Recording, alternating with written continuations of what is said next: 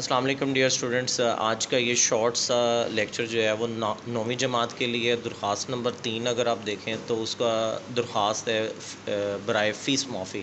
तो आइए इसका तरीका देखते हैं। सबसे पहली चीज़ ये है कि आपने एक नया सफ़ा जो है वो लेना है दरख्वास्त लिखने के लिए। और सबसे पहले ही देखें दरख्वास्त बाखिदमत जनाब प्रिंसिपल, ये अलामत है वक्फ़े की, ये लगानी है।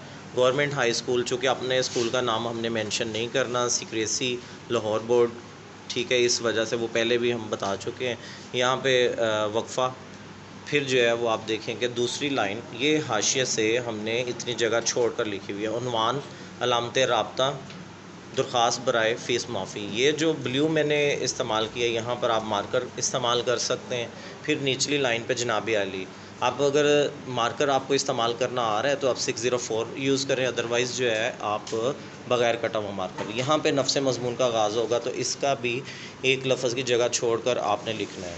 तो पूरा मज़मून बयान करने के बाद नीचे वाला हिस्सा जो है यहाँ पर अलरज़ लिखने की बजाय आप बेहतर है कि दरख्वास्त गुज़ार लिखें।